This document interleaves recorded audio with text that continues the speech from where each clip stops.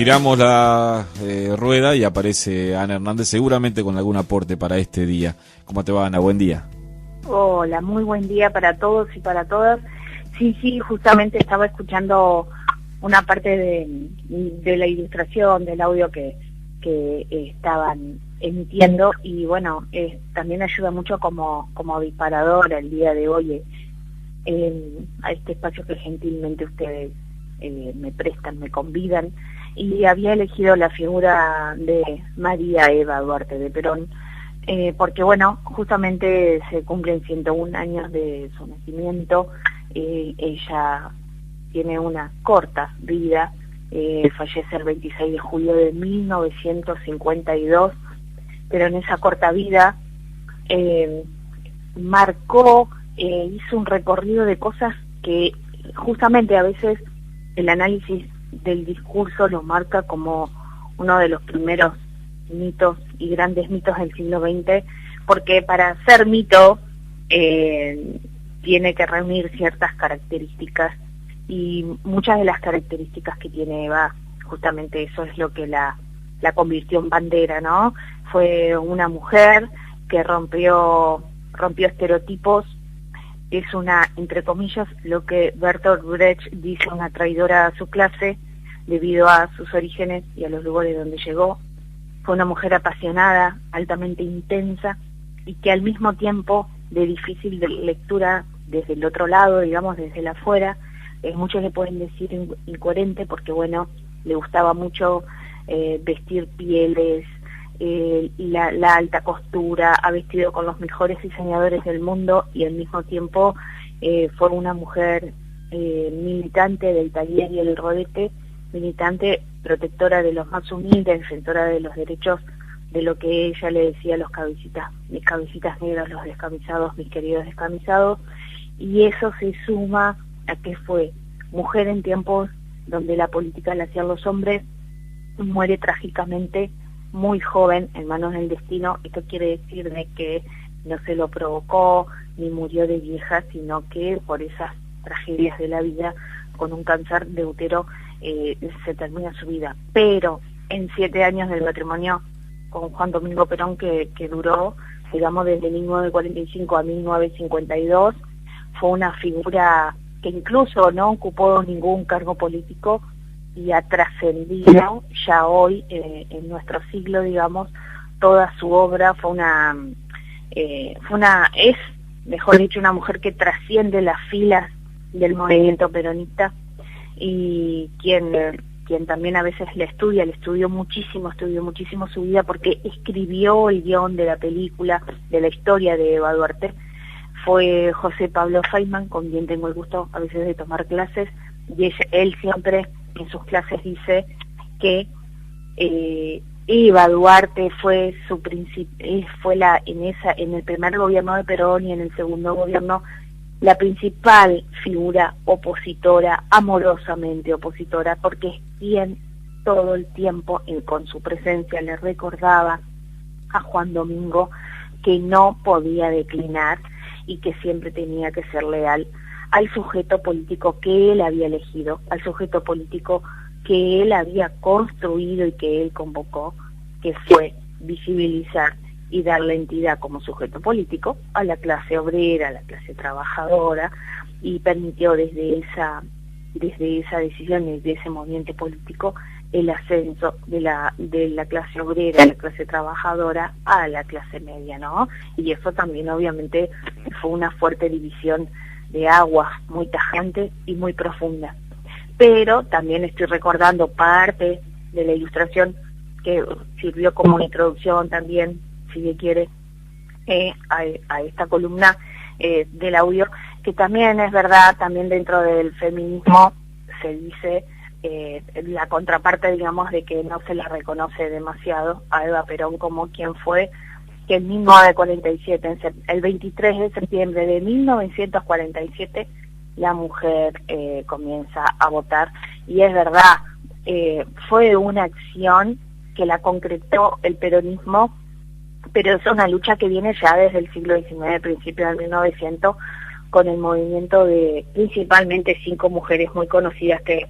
son un grupo de que le llamamos las sufragistas que militaron, que eran socialistas y anarquistas, pero como en esto, como en tantas otras, es por el odio que también genera y ha despertado el peronismo desde los lugares más de izquierda, digamos, o de extrema izquierda, tiene que ver con que sí, el peronismo vino a apropiarse de banderas que eternamente fueron, y son universales además, que tienen que ver con ciertos derechos en distintas etapas, nuevos derechos, y el peronismo tiene como esa propiedad de poder apropiarse de banderas y hacerlas propias, y además la historia demostró que siempre es el que termina poniendo el gancho, ¿no? En los últimos años tiene que ver con derechos del matrimonio igualitario, con distintas cosas que sí es una lucha del socialismo y de la izquierda, que en eso coincidimos, pero bueno, en lo que los terminan concretando, porque después terminan siendo gobierno, es el peronismo. Y por último punto, de algo que estaba escuchando en el audio, en los momentos en que, bueno, vivía Eva Perón, estaban haciendo una historización, cómo se la veía a la mujer en ese momento. Ustedes imaginen que María Eva Duarte de Perón, Evita, hacía política en momentos en donde el hombre, en las cámaras de diputados y senadores querían comprobar científicamente que cerebralmente tenía menos capacidad que la mujer tenía menos capacidad que el hombre. Pero en el año 2018, hace apenas 2 años, se debatió la ley por el proyecto IVE, por la interrupción voluntaria del embarazo, y había diputados y senadores que llegaron a comparar a la mujer con un chimpancé, con una perra preñada. O sea, a 100 años, casi 1947 al 2018, 70 años, las discusiones y los discursos, si bien hemos avanzado socialmente, ustedes ven que los argumentos son muy, muy parecidos. O sea que o la mujer ha avanzado rápidamente, o el hombre, no hablando genitalmente, sino los discursos, mejor dicho, el discurso machista sigue prevaleciendo, y evidentemente, como requiere de un cambio cultural, erosionar ese tipo de discurso y de creencias lleva muchísimo tiempo, evidentemente, ¿no? A las pruebas me remito. Bueno, y para cerrar con la figura de Eva Perón, no hay nada más que decir que en 1952 ella falleció, pero antes, un año antes, en el Cabildo Abierto que se hizo, proclamando desde la CGT la fórmula Perón-Perón, Evita hace un gran renunciamiento. Una parte de la historia, para poder ser vicepresidenta, se iba a convertir en la primera vicepresidenta de la historia de la República de la Argentina, y ella hace un gran renunciamiento porque el pueblo estuvo horas y horas plantado ahí en la Plaza de Mayo pidiendo que la fórmula sea Perón-Perón. No pudo decir que sí.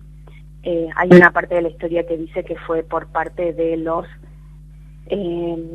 Fuerzas Armadas aliadas de Perón, que no estaban de acuerdo con que llegue Eva, le tenían miedo, más miedo que a Perón, sobre las medidas políticas y económicas que podría llegar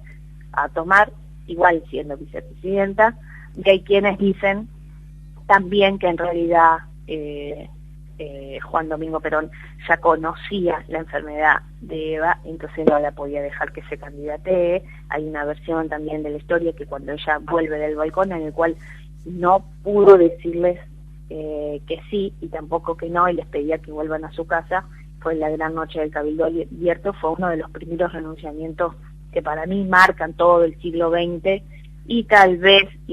la historia, que eso lo podemos hablar otro día, que no la podemos analizar ahora porque es un acto reciente, el 18 de mayo, el sábado 18 de mayo del año 2019, puede ser que también se estudie, porque fue un otro acto de renunciamiento, y o casualidad que el sinónimo es que fueron de grandes mujeres en la historia y con la participación política. Con esto estoy cerrando el aniversario o el cumpleaños